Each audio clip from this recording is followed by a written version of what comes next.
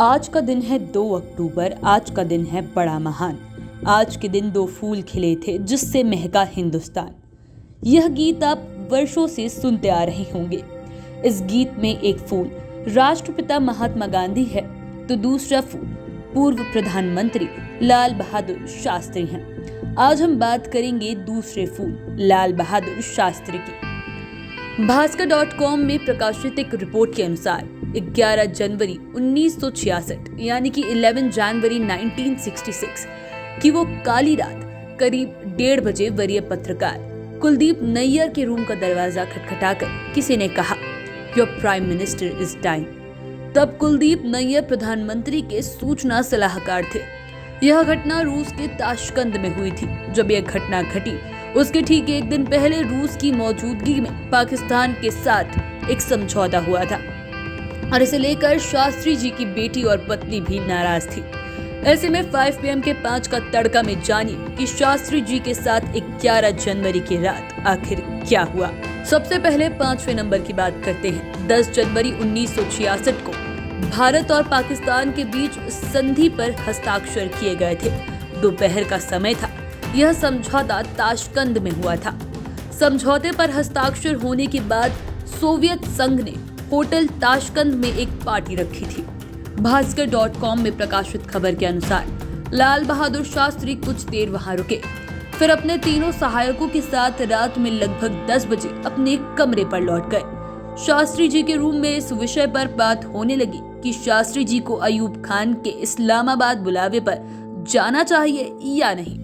दरअसल समझौते पर भारत की ओर से लाल बहादुर शास्त्री और पाकिस्तान की ओर से अयूब खान ने दस्तखत किए थे। समझौते में पाकिस्तान ने भारत की कब्जाई जमीन छोड़ दी और बदले में भारत को लाहौर के करीब तक पहुंच चुकी फौज वापस बुलानी पड़ी। पाकिस्तान को लेकर बात हो रही थी। तब शास्त्री जी ने कहा, अब वो कुछ भी नहीं कर सकते, हमारा अग्रीमेंट हो चुका है और वैसे भी अयूब अच्छा आदमी है। अब बात करते हैं चौथे नंबर की। कुलदीप नैयर लिखते हैं कि पाकिस्तान के साथ हुए समझौते के कारण शास्त्री जी ने 2 दिनों से घर पर बात भी नहीं की थी। अब इसे संयोग ही कहिए। 11 जनवरी की रात सोने से पहले उन्होंने घर पर भी फोन से बात की। उनकी बेटी से तो बात हुई लेकिन पत्नी से बात ना हो सकी। वे काफी नाराज थी। बता दें कि शास्त्री जी अपनी बेटी कुसुम को बहुत मानते थे। ऐसे में उन्होंने अपनी बेटी कुसुम को फोन लगाया। शास्त्री जी ने फोन पर पूछा, तुम्हें फैसला कैसा लगा? कुसुम ने कहा, मुझे अच्छा नहीं लगा। शास्त्री जी ने कहा, अम्मा को फैसला कैसे लगा, उनसे बात करा।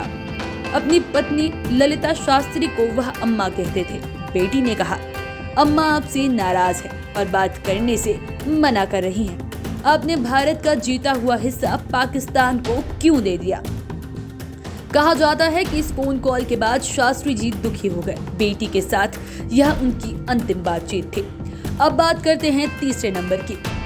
11 जनवरी की रात शास्त्री जी के लिए काल बनकर आई थी। उस रात वे खाने में आलू पालक की सब्जी और कड़ी लेकर बैठे थे। कुलदीप नैयर लिखते हैं कि यह खाना तत्कालीन राजदूत TN कॉल के यहाँ से बनकर आया था। इससे पहले उनका भोजन रामनाथ बनाते थे, लेकिन उस दिन खाना जान मोहम्मद ने बनाया था।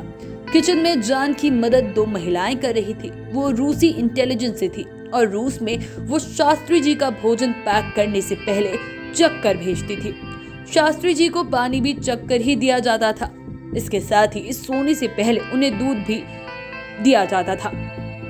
शास्त्री जी के रूटीन में ये चीजें शामिल थी कि सोने से पहले दूध लेना है। कुलदीप नैयर लिखते हैं कि शास्त्री जी भोजन कर ही रहे थे कि उनका फोन बजा। फोन पर दिल्ली से उनके एक अन्य सहायक वेंकट रमन थे। उनके निजी सहायक जगन्नाथ सहाय ने फोन उठाया। उधर से वेंकट रमन ने भारत की राजनीतिक हलचल की सूचना दी। भारत की सियासी हलचल से वे चिंतित हो गए। अब बात करते हैं दूसरे नंबर की। उस रात शास्त्री जी की अचानक तबीयत खराब हो गई थी। तत्कालीन प्रधानमंत्री के सलाहकार कुलदीप नैयर अपनी किताब में लिखते हैं कि अगले दिन यानी कि 12 जनवरी को अफगानिस्तान जाना था, जिसकी पैकिंग चल रही थी। ताशकंद के समय के अनुसार उस समय रात के 1:30 बजे थे। शास्त्री जी को जगन्नाथ सहाय ने लॉबी में लड़खड़ाते हुए देखा था। वे कुछ बोलने की कोशिश कर रहे थे। बहुत मुश्किल से शास्त्री जी ने कहा था कि डॉक्टर साहब कहाँ हैं।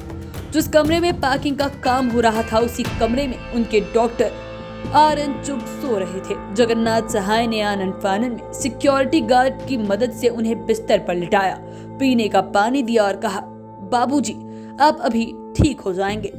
कुलदीप नैयर किताब में लिखते हैं कि शास्त्री जी ने अपना हाथ दिल के पास रखा और फिर अचेत हो गए। डॉक्टर RN चुग ने पल्स चेक की और उनके निधन की पुष्टि कर दी। हालांकि मन रखने के लिए रूस के भी डॉक्टर बुलाए गए, इंजेक्शन लगाया गया, लेकिन कोई हरकत नहीं हुई। वे सदा के लिए चीर निद्रा में सो गए थे। अब बात करते हैं पहले नंबर की। जिस कमरे में शास्त्री जी सोए हुए थे उसके निकट ही दूसरे कमरे में कुलदीप नैयर सोए हुए थे। उनके कुक रामनाथ ने शास्त्री जी के ही कमरे में सोने का आग्रह किया था। उन्होंने कहा था कि हम उसी कमरे में ही फर्श पर सो जाते हैं, लेकिन शास्त्री जी ने उन्हें मना कर दिया था। कुलदीप नैयर अपनी किताब में लिखते हैं कि मैं अपने कमरे में सो रहा था, तभी किसी ने दरवाजा खटखटाया। गेट पर एक महिला थी। उसने कहा, your prime minister is dying. मैं भागता हुआ शास्त्री जी के कमरे की तरफ बढ़ा तो वहां बरामदे में सोवियत संघ के PM अलेस्की कोसिगिन खड़े थे। उन्होंने मुझे देखते ही दोनों हाथ ऊपर उठा दिए। भीतर डॉक्टरों की एक टीम शास्त्री जी को घेर कर खड़ी थी। वे जब तक शास्त्री जी के कमरे के भीतर पहुंचे ये तय हो चुका था कि भारत के दूसरे प्रधानमंत्री जीवित नहीं रहे। सब कुछ खत्म हो चुका था। आप चैनल के साथ बने रहें। अगर इस वीडियो को फेसबुक पर देख रहे हैं तो पेज को लाइक करें, यूट्यूब पर देख रहे हैं तो चैनल को सब्सक्राइब करें। धन्यवाद।